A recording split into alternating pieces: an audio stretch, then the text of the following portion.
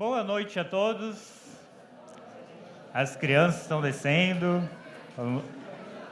Celebração cheia, muito legal de ver. Esperar se acalmar. Mais uma vez, boa noite a todos. Tudo bem?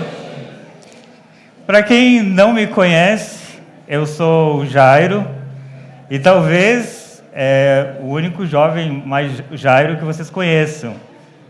E hoje é a primeira vez que eu estou aqui compartilhando a palavra e confesso que não é algo tão natural para mim falar em público, mas eu entendi que quando a gente está em família, a gente consegue falar com o coração aberto e sem medo.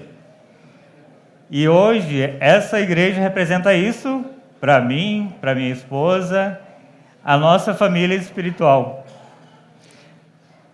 Nós moramos longe dos nossos pais, Deus nos enviou para cá e a gente foi acolhido, a gente tem sido cuidado, tem sido fortalecidos, e é aqui que a gente tem entendido também o nosso chamado. A gente tem trabalhado com os jovens e essa galera que Deus tem acrescentado a cada dia. Então é nesse ambiente de família que eu me sinto seguro aqui para compartilhar algo que Deus tem trabalhado no meu coração desde a minha juventude.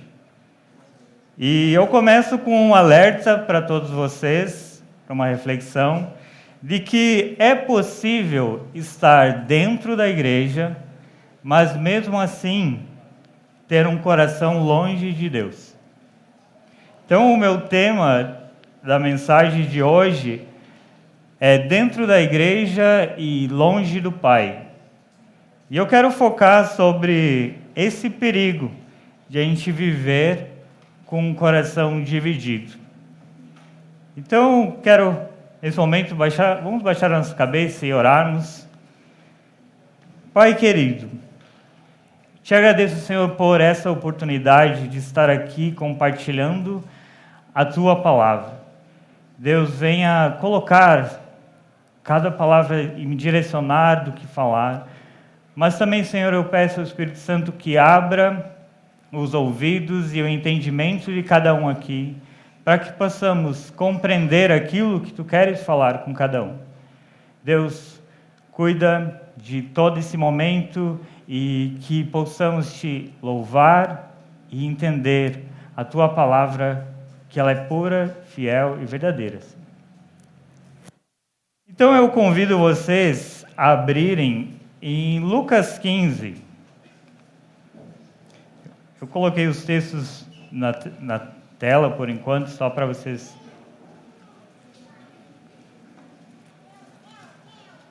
Já deixem aberto em Lucas 15, 11. E nesse texto, a gente vai encontrar uma parábola bem conhecida, e talvez você já deva ter ouvido, que é sobre a parábola do filho pródigo, ou a parábola do filho perdido, depende da versão que você vai ter na sua Bíblia. Mas antes de contar essa história, antes de a gente ler essa história, é importante a gente entender algo que está acontecendo quando essa história ela é contada. Então, no começo do capítulo 15, a gente não vai estar lendo, mas diz que 2 grupos de pessoas ouviam Jesus. Então, uma multidão, ela estava ouvindo Jesus, e essa multidão ela era dividida em 2 grupos. De um lado desse grupo, tinha os publicanos e os pecadores. Publicanos eram os judeus que cobravam os impostos, então eles eram considerados traidores. E do outro lado, a gente tinha os fariseus e os mestres da lei. Os mestres da lei, os fariseus, eram os religiosos daquela época. Então tinha 2 grupos divididos, ouvindo Jesus. E curioso é que os fariseus, os religiosos, eles começam a reclamar e a criticar Jesus, dizendo: esse homem, ele recebe pecadores, ele come com eles. Então eles afrontam Jesus por ele estar andando com os pecadores, andando com toda aquela multidão. E aí Jesus, ele tem uma forma interessante de ensinar, e sempre ele gostou de usar esse método. Ele nunca respondia diretamente a pergunta ou aquela afronta, mas ele vai contar 3 parábolas seguintes para essa multidão. E aí ele começa contando primeiro a parábola da ovelha perdida. Ele conta em seguida a parábola da moeda perdida. E por fim, que é a parábola que a gente vai estar lendo hoje, que é a do filho perdido. E o mais interessante é na terceira história que Jesus vai falar algo importante. Que não existe apenas uma ovelha perdida, que não existe apenas uma moeda perdida, e não existe apenas um filho perdido, mas existem 2. E geralmente quando a gente lê essa passagem, a gente foca no filho perdido, no filho que foi embora. Mas hoje a gente vai entender um pouco mais sobre o que Jesus estava realmente querendo falar ali. Então vamos ler Lucas 11, 13. Acredito que todos tenham aí, que diz assim: E Jesus continuou: Um homem tinha 2 filhos. O mais novo disse ao pai: Pai, quero a minha parte da herança. Assim o pai repartiu a propriedade entre eles. Não muito tempo depois, o filho mais novo reuniu tudo que tinha, foi para uma região distante e lá desperdiçou seus bens, vivendo desenfreadamente. Então, como diz a história, esse homem ele tinha 2 filhos, um filho mais novo e um filho mais velho. O filho mais novo é o que se rebelou, é o que quis viver a própria vontade, que quis pegar a herança e ir embora, viver a vida de prazer, e que se perde. E ele vai, então, viver, gastar o dinheiro dele, e diz que ele encontra muitos amigos, faz muita festa, mas e que daqui um pouco esse dinheiro todo acaba. E quando ele termina o dinheiro, termina a herança dele, ele precisa trabalhar, ele precisa viver em condições que não eram tão boas. E aí, nesse momento, ele passa fome e ele decide, então, ter uma ideia de eu preciso sair dessa situação. E ele decide voltar.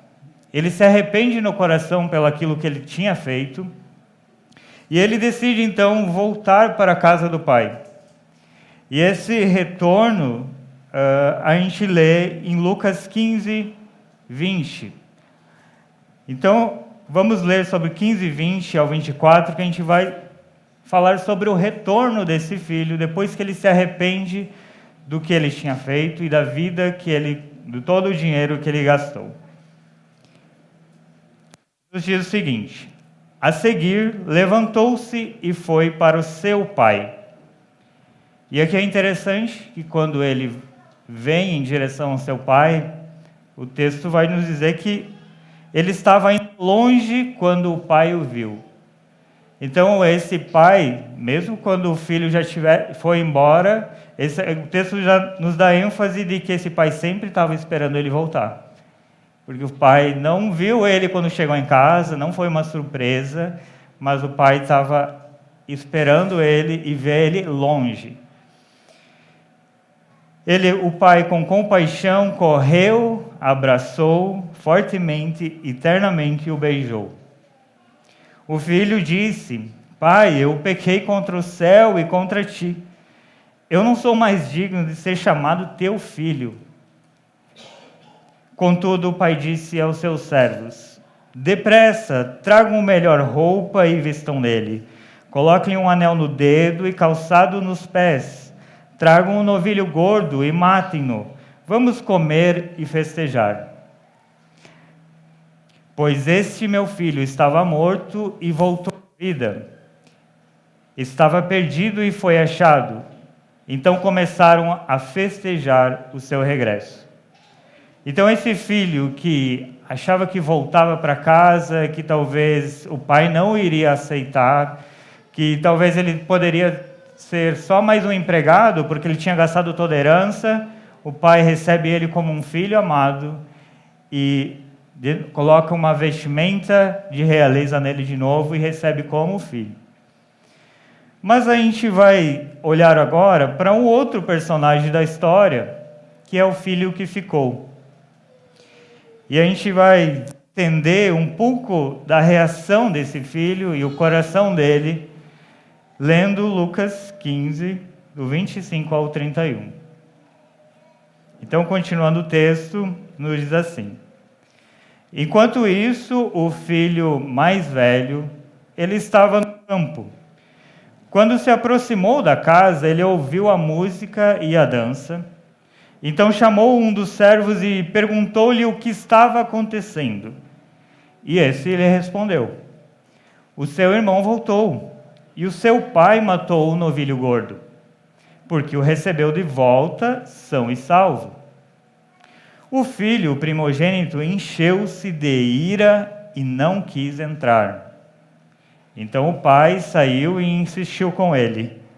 Ele, porém, respondeu ao pai: Olha, todos esses anos eu tenho te servido e nunca desobedeci a tuas ordens. Entretanto, tu nunca me deste nenhum cabrito para eu festejar com os meus amigos.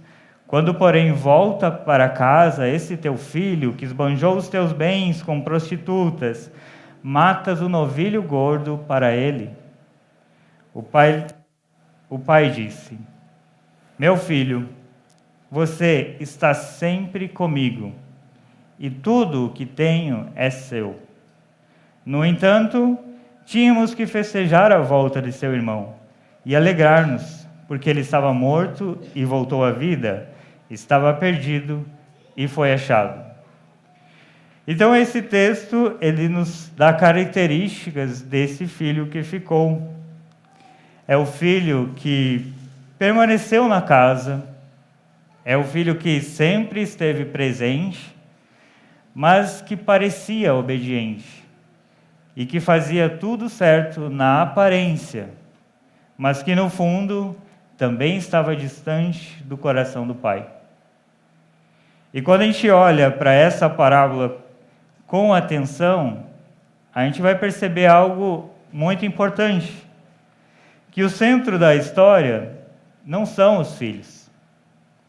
O centro dessa história não é descobrir se eu sou o filho mais velho, se eu me pareço com o filho mais velho ou o filho mais novo. Mas o centro da história é o coração do pai. É um pai que ama os dois. É um pai que ele corre em direção ao filho perdido, mas é um pai que também ele sai da casa quando o filho não quis entrar e ele chama para o filho: entra para a festa. Ele é um pai misericordioso. E essa parábola vai nos ensinar sobre dois perigos, dois cuidados que a gente deve ter. Primeiro perigo é de viver longe de casa, como o filho mais novo, longe de Deus, aquele que busca felicidade longe, que vive os próprios desejos, que acredita que liberdade é viver distante da igreja, viver distante do Pai. Mas a parábola também vai nos ensinar sobre outro perigo, que é o perigo de viver dentro de casa com o coração distante. Como o filho mais velho, aquele que obedece por obrigação, ele faz tudo certo por fora, mas carrega ressentimento por dentro. Então, um filho, ele se perde na rebeldia, ele se perde na busca pelos prazeres, e o outro filho, ele se perde na sua falsa obediência, na sua religiosidade de coração. E a história, se a gente termina de ler, ela fica aberta Você não consegue entender se o filho mais velho ele recebe o irmão, se ele entra para a festa, se ele festeja.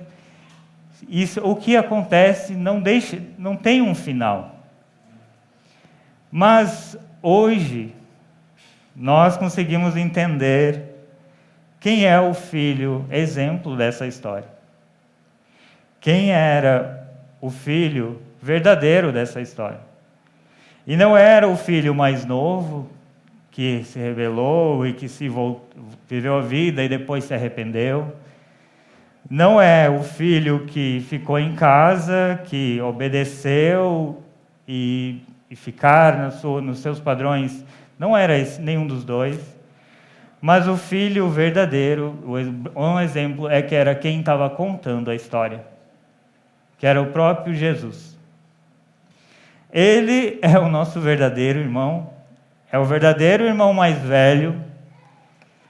Ele, diferente do irmão mais velho da parábola, que não recebe o irmão, que não vai ao encontro, Jesus, ele veio ao nosso encontro. Ele desceu do céu, deu a própria vida por nós, para que a gente pudesse voltar e ter um retorno para a casa do Pai. Esse é o verdadeiro filho que nós somos chamados a imitar. E isso eu demorei anos para entender. Foi na minha adolescência que eu me emociono, que Deus trabalhou e tratou o meu coração. Porque durante muito tempo eu vivi como o filho que ficou. Um adolescente que cresceu dentro da igreja, mas que aos poucos foi se distanciando de Deus por causa de mentiras que começaram a crescer no meu coração. Para vocês entenderem um pouco mais, eu quero contar uma história para vocês sobre a minha vida e o que Deus me ensinou e o que demorei anos para entender. Eu nasci em um lar cristão, eu tive o privilégio de meus pais quando eu nasci, eles já estavam na igreja, já eram convertidos. Me ensinaram sobre os princípios desde pequeno. Então eu nunca fui o jovem que abandonou tudo. Mas aos meus 12 anos, tudo mudou. O meu pai, ele enfrentou uma doença. E isso mudou a dinâmica da minha família e mudou a dinâmica também do meu coração. O meu pai, ele sempre foi alguém mais fechado, alguém que não expressava emoções, difícil, aquele cara mais grosso que, dificilmente vai dizer um te amo. E naquele momento da minha vida, quando eu buscava referência de um pai, eu tive que cuidar dele. Eu tive que dar remédios para ele. E como adolescente, eu não tive maturidade para entender tudo aquilo. E essa ausência do pai, essa ausência de afirmação, criou uma mentira dentro de mim. E eu comecei a acreditar que meu pai não me amava. E foi ali que eu comecei a desenvolver as características do filho que ficou. Eu tentava acertar, tentava ser bom, mas no fundo eu só carregava insegurança.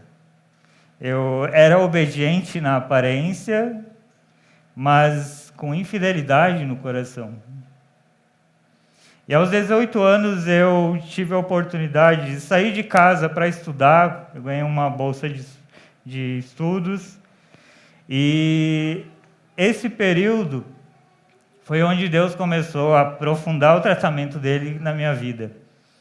Eu chego na faculdade e as coisas tudo parece que chega na faculdade parece que vão dar um choque, né? Você vai ter que ter a defesa da sua fé e parece que ali é o choque elétrico do que a gente realmente acredita. E eu precisei entender se eu realmente acreditava e amava a Deus, ou se aquilo era talvez a fé simplesmente dos meus pais. E nessa busca, nesse período, Deus colocou uma igreja e colocou um irmão na minha vida, um discipulador. E para mim isso é a ironia de Deus, porque justamente esse discipulador, ele era um pai que tinha facilidade de expressar sentimentos, ele gostava muito de abraçar e dizer eu te amo. E essas características me confrontavam muito, porque esse amar, esse olhar daquela pessoa mostrava que eu não sabia receber amor, mostrava a maior ferida que eu tinha e que eu não tinha ainda pedido perdão. E Deus começa a tratar o meu coração, começa a tratar o perdão na minha vida. E naquele momento eu comecei a orar, eu falei para o meu discipulador, a gente começa a orar sobre isso, e eu digo para ele, cara, eu preciso que Deus cure isso dentro de mim. Eu tenho esse ressentimento, eu acho que meu pai não me ama, mas eu não tenho coragem de falar, eu não tenho coragem de pedir perdão. E a gente começa a orar sobre isso, e ele dizia, Deus vai trazer a verdade sobre isso. Jesus vai revelar o que você acredita e vai trazer luz. E aí um dia eu ligo para minha mãe, sempre naquela ligação do filho de sangue, liga para saber como estão as notícias. E era uma ligação simples, eu ligo e a mãe atende, sempre a mãe atendia o celular, meu pai não gostava de falar no telefone. E naquele dia específico, a mãe estava falando comigo e aí um pouco ela disse assim, espera aí que teu pai está vindo correndo, acho que aconteceu alguma coisa na casa, deixa eu ver o que é. E o pai disse para ela, é o Jairo, deixa eu falar com ele. E ele pega o celular naquele momento e ele diz palavras que eu não estava preparado. Mas ele simplesmente diz assim, filho, eu não sei o que tu pensa ou já pensou, mas Deus me pediu para te falar que o Pai te ama. Aquilo quebrou meu coração naquele momento e eu entendi sobre o problema não era meu pai, não era falta de amor, mas era uma mentira que eu carreguei e que ela mudou meu olhar. E Jesus, ali ele mostrou e me fez olhar diferente para meu pai, me fez perdoar, e eu entendi mais sobre Deus. E desde ali eu entendia verdadeiramente a minha filiação. Desde ali eu entendi que não é obedecer para merecer um amor, mas a gente obedece porque a gente é filhos amados por Deus. E essa é a mensagem que Gálatas fala, que a gente não é escravo, mas a gente é filho. E por ser filho de Deus, ele nos tornou herdeiros dele. E a passagem, ela também vai terminar em Lucas 31, dizendo, meu filho, você está sempre comigo, e tudo que eu tenho é seu. Então essa é a voz do Pai, e esse é a mensagem que essa passagem deixa aberto e um convite para todos nós. Então nesse momento eu quero que você feche seus olhos, baixe sua cabeça e reflita. Talvez você chegou aqui hoje e se pareça mais com o filho mais novo, o filho que esteja longe de Deus, ou o filho que busca prazeres, que tem um vazio no coração. Mas O convite está aberto a você com um pai que quer de volta. É um pai que corre e que está querendo te abraçar. Mas se você se parece mais como eu, como o filho mais velho, que busca querer tentar acertar, que busca um padrão, obedecer por aparência, mas não entrega o coração, que vive talvez uma vida dupla, uma vida na igreja e lá fora uma outra vida, o convite também é para você.